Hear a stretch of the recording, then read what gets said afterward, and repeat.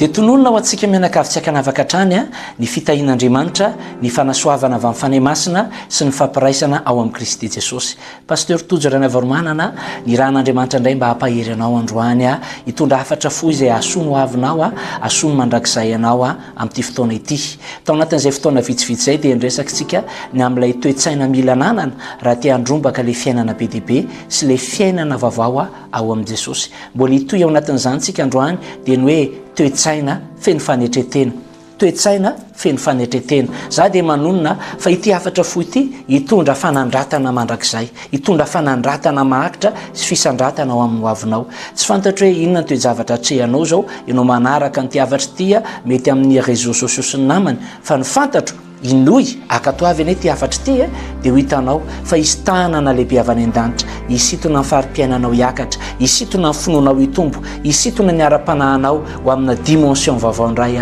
amin'ny anaran'i Jesosy. Ivavakitsika fanay masonao misaotra betsaka anao indray nirahanao hosolombavanao eto amin'izao plateforme izao, tahina ny fanambarana ny teny mba hitondra fanasoavana, hitondra fanandratana sy fisandratana ho anisam-batan'olona amin'ny anaran'i Jesosy. Amen. Zava-dehibe ny fananana toe-po tsara, fa ilaina ihany koa mampifanaraka ny toe-po tsara ho amin'ny toe-tsain'i Kristy. Mila manantsika ilay fomba fisaina natao amin'i Jesosy. Filipianina 4:5.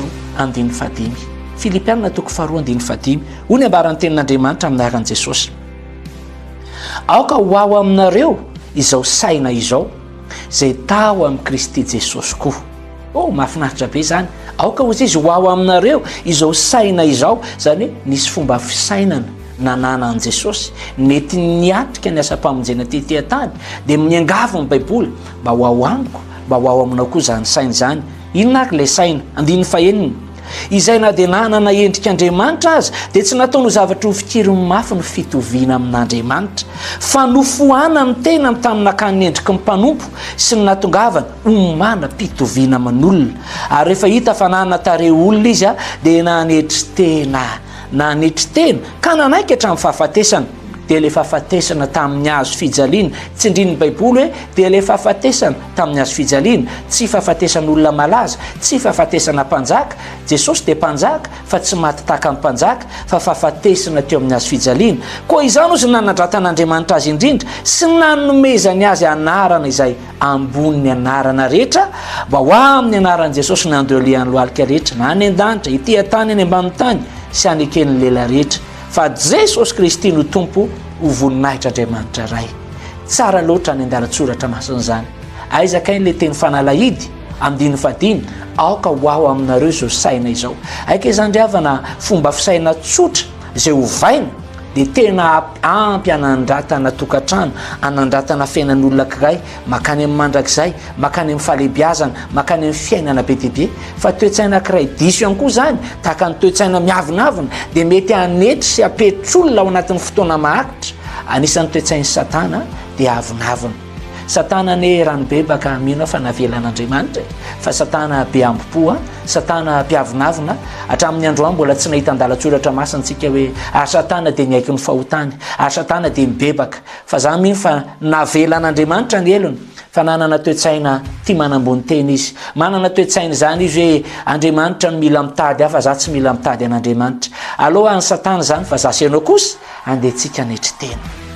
Misy fotoana ry havana mila adonontsika aloha hoe inona ny toerana misy, fa mila an Jesosy tsika, mila manetry tenitsika.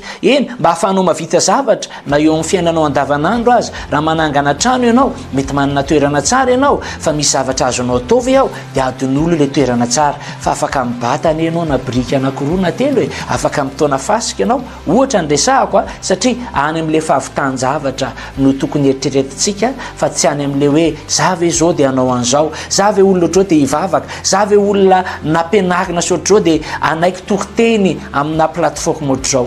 Jesosy na dia zanak'Andriamanitra, mitovy tamin'Andriamanitra, nofoana ny tenany nakatare olona izy nanaiko tonga mitoeran'ny mpanompo izy ary rehefa maty ary izy dia tsy fahafatesan'olona manakaja fa olona maty teo amin'ny azo fijaliana izy tamin'izany fotoana zany any hoe enatra tamin'ny tany mamonina hoe maty eo amin'ny azo fijaliana satria ireo jolaka indahany reo olona tsy laitra mibala ny fananagana any hoe nofatsena amin'ny azo fijaliana kanefa zany fahafatesana mahamenatra zany ny eken'i jesosy hafatesana zany le toetsaina tsara mba haninona mba hanandratan'andriamanitra azy akehitriny ny anaran'i jesosy dia anarana ambony ny anarana rehetra amin'ny anarany dia mandoarika daholo ny lohalika manaiky daholo ny lelo fa jesosy kristy ny tompo raha ao aminao zany toetsaina zany a dia hoy ako na dia tsy hoe tambony tany tsony ianao ndray androany mbola ho resahan'olona amin'ny lafi tsara ny anaranao mbola hisy olona hisaotra n'andriamanitra ny amin'ny fisianao satria anandratra anao andriamanitra tsy fantatra inona ny toe zavatra atrehanao mamotsitra teny a anandratra anao andriamanitra anandratra anao ara-piainana izy